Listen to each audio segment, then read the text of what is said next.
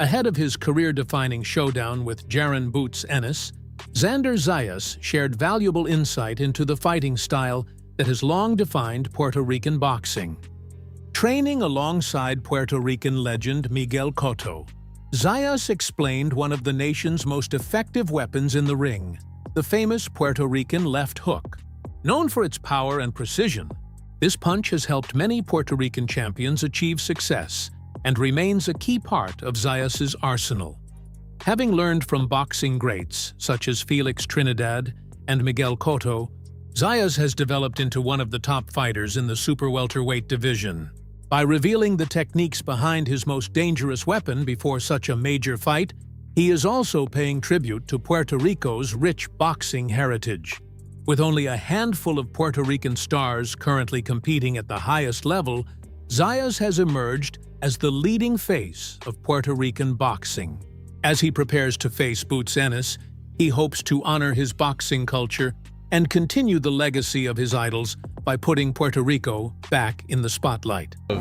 Putting him in this spot, particularly, Puerto Rican Day Parade weekend, and this is what Miguel Cotto used to do, and this is what, Felix Trinidad was obviously big here. Well, we had great good luck with Miguel Cotto. Yeah. And I think having him fight as often as he did and on Puerto Rican Day weekend made Miguel Cotto the big attraction and star that he became. And hopefully we can replicate that with Xander Zayas. That is our hope and that's our plan. Whether we're able to do it, we'll see as the fights unfold. Xander Zayas has made remarkable progress since the beginning of his professional boxing career. Guided by legendary promoter Bob Arum and the team at Top Rank, Zayas has risen to become the unified super welterweight world champion. He now finds himself at a pivotal moment in his career, where he can either pursue the biggest and toughest challenges or take a more cautious path to protect his undefeated record. Rather than choosing the safer option, Zayas has decided to face Jaron "Boots" Ennis, a fighter many consider one of the most dangerous opponents in boxing today.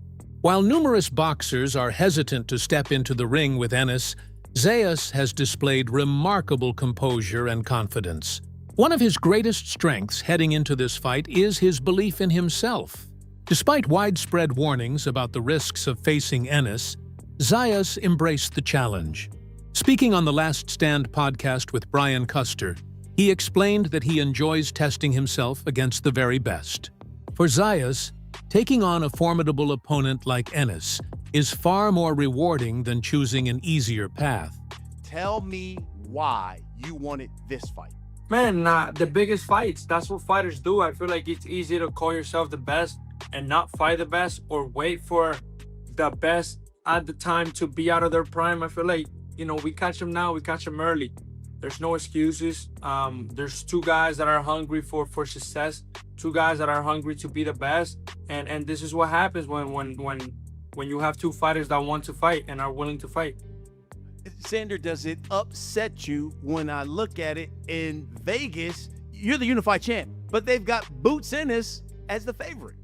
I don't bet, so I don't know anything about the odds or anything. So I don't pay attention to that. Numbers are numbers.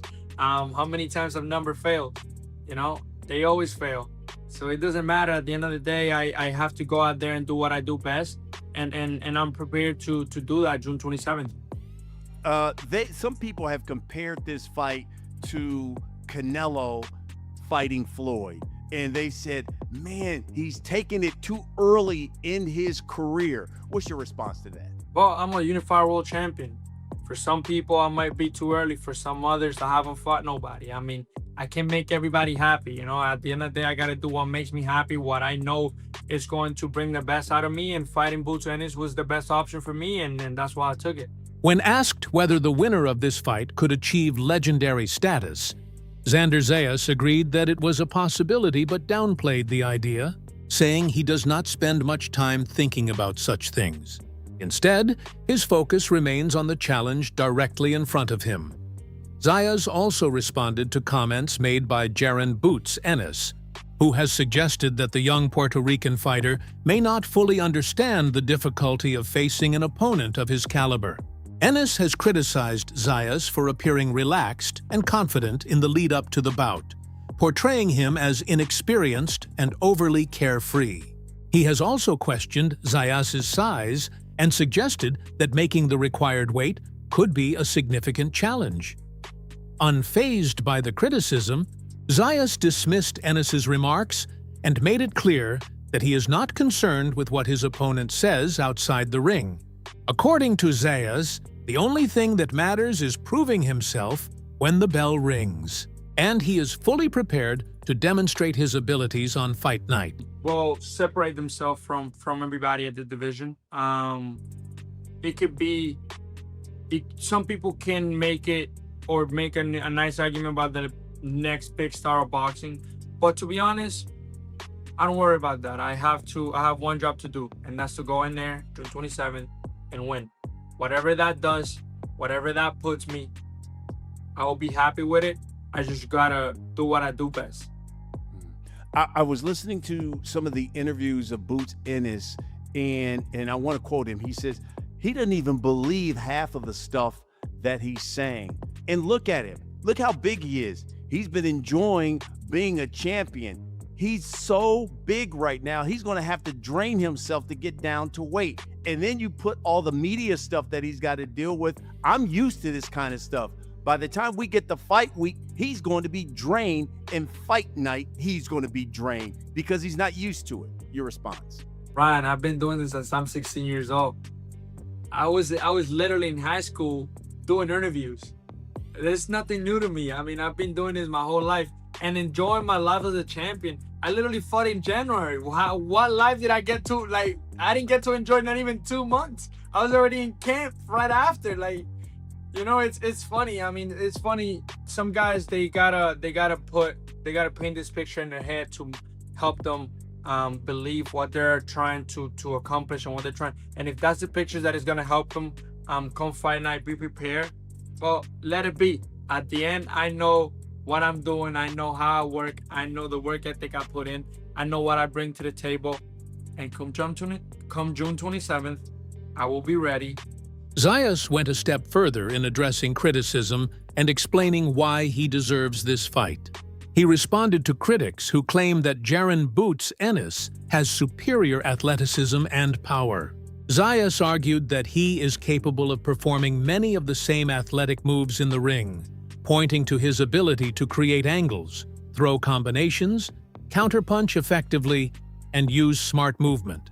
He believes these skills allow him to compete with any fighter at the highest level. When discussing his advantages, Zayas highlighted his patience, sharp jab, and excellent control of distance. He explained that one of his biggest strengths is knowing when to box technically and when to engage in a more aggressive exchange. In contrast, he suggested that Ennis performs best when feeding off the energy of a lively crowd and chaotic action. According to Zayas, taking away that environment and forcing Ennis into a more controlled fight could make things much more difficult for his opponent. Be his feeling, but that's good. Let him think that way. Everybody that has stepped in the ring with me before has thought that way too. And 23 have tried, and 23 has failed, and he's gonna be 24. You know, Boots said this same thing, and I've heard some other people say this. They said, "Man, I love both of these fighters, but I think Booth has too much athleticism and too strong for Xander Zayas." Your response to that? Athleticism, well, I do the same things he does. I take angles. The only thing I don't do that he does is fight lefty. But other than that, I take angles. I'm way better than him movement-wise. My jab is good. My combinations, my counter punching. I mean, what else can you? I mean, there's athleticism there. You know, you don't just do that fluidly by not being athletic. I love it. Give me the biggest advantage you believe you have in this fight over Jiren Enis. Man, I feel like my patience, my jab, understanding my distance. I feel like I'm very good at that, and knowing when to pick a fight, knowing when to box, knowing when to fight. I feel like he's very good at, you know, with chaos, when the crowd is erupting, when the crowd is going crazy. He's very good at that. He lived for those moments. When you don't give him that, it's hard for him. It's hard for him. Biggest weakness you think in this fight for Boots Ennis? Man, his feet. He's flat-footed. He's flat-footed. And body, he doesn't... Zayas winning this fight could come down to his mentality on fight night. If he steps into the ring with the same confidence he has shown in interviews, he could be extremely dangerous and might even pull off the victory. On June 27th, boxing journalist Sean Zittel shared an interesting opinion about what could happen if Zayas defeats Jiren Boots Ennis at Madison Square Garden in New York. Zittel explained that a win would instantly turn Zayas into a major star in the sport. Zayas has the backing of a passionate Puerto Rican fan base that has been waiting for a new boxing superstar since the days of Miguel Cotto. A victory would put him in a position to consistently sell out Madison Square Garden, much like Cotto did during his career. Zittel noted that while Ennis may still have a long road ahead in his pursuit of superstardom, similar to the path taken by Terence Crawford, a win for Zayas would be an immediate and explosive jump to the very top of boxing. Wins. Look, he's coming from a fan base, Puerto Rican fans who love boxing and are starved, have been starving. Like I was starving for the Knicks to win a title, 53 years. They've been starving for the last decade for a heir apparent to Miguel Cotto. Now, Miguel Cotto, and I'll share some of this in this video, Miguel Cotto sold out Madison Square Garden 9 times. Miguel Cotto, when you talk about, these are facts, when you talk about the biggest pay-per-view stars of his era, Miguel Cotto was arguably and factually for a while the 3rd biggest star of his era, because first was Floyd and then Manny, and then number 3 was Miguel Cotto until the rise of a kid named Canelo Alvarez. Ultimately took over that spot and then eventually became number 1 as Floyd and Manny retired and careers waned into the twilight. So I'll show some pay-per-view numbers here while I'm talking. I'll dig them up. But Cotto was in multiple blockbuster pay-per-view fights, and for a long time was Canelo's biggest pay-per-view fight until the Golovkin fights. Or excuse me, he was right behind Floyd Mayweather, of course, but he was second to only Floyd until the Golovkin fights and other fights later on in Canelo's career. But, you know, like Floyd Mayweather used to say about fighting different fighters, Floyd's biggest fights of his career came against Conor McGregor, Canelo Alvarez, Manny Pacquiao, Oscar. But you know what he used to say about guys like that was he's got a whole country behind him, okay? And that's what Xander Zayas, if he can win, which as of right now, I'm picking Ennis by decision in a more competitive fight than people are thinking. But if he can win, he'll have a whole country behind him. He will instantly become a guy that could command sellouts at Madison Square Garden going forward at 20. Zittel also discussed what a victory over Xander Zayas would mean for Jiren Boots Ennis and his career. He explained that if Ennis wins, it would move him further along a path similar to that of Terence Crawford. Like Crawford, Ennis has the ability to draw strong support in his hometown of Philadelphia. But he will likely need to continue delivering elite performances throughout his prime years to secure the biggest fights in boxing. Zittel pointed out that Ennis does not have the same built-in fan base advantages that some fighters enjoy. As a result, a win for Ennis would represent another important step in his career progression, rather than an instant rise to superstardom. He will take another step towards, in my eyes, what's like a Terence Crawford-like trajectory, where Crawford wasn't able to, Crawford could sell out Omaha, just like Ennis has sold out Philadelphia. He could sell out his home base. But ultimately Crawford, through sheer excellence and talent and ability, time after time after time, once he got into his 30s, well into his 30s, that's when the real blockbuster kind of fights came his way, because he just simply couldn't be denied. And I think if Ennis wins, that's the trajectory he's on. If Ennis beats Zayas, like he's favored to do, it's another step towards that kind of like Crawford-like projection, okay? Now, to be fair to Ennis too, if you could argue, well, no, he's in the Mayweather. You know, Mayweather had to be a B-side and was 28 years old against Arturo Gatti, an East Coast product, a guy fighting on the East Coast, and he winds up beating up Gotti and eventually trumps all expectations except his own on how big of a pay-per-view star he could become. Trumps Top Rank, the media, anybody's wildest dreams of what Floyd could do as a draw, he trumps them. And yeah, maybe Ennis can do that, but Ennis isn't Floyd Mayweather, man. None of these guys are. And that's no shade at them, it's just the truth. Like, they're not Floyd Mayweather. Floyd has got the kind of gift of gab and personality and had the slew of opponents up to this age and HBO and et cetera, et cetera, et cetera. Everything came together and had an Oscar de la Hoya. He could cash in and fight and elevate his profile to another level. There is no Oscar de la Hoyas out there right now in boxing. So, but Xander, if he wins, it's not another step. It's a leap. He's gonna make a leap and instantly become a new opponent. Little also spoke about what a Xander Zayas victory would mean for young boxers across the sport. According to him, a win for Zayas would set a powerful example for the next generation of fighters. He praised Zayas for daring to be great by taking a huge risk as a significant underdog against an opponent many expect him to lose to. Zittel pointed out that it is rare for a unified champion to take on such a dangerous challenge at just 23 years old, comparing the fight's high-stakes nature to legendary matchups of the 1980s, such as Leonard versus Hearns. In his view, if Zayas manages to pull off the upset, it would immediately cement his status as one of boxing's biggest stars.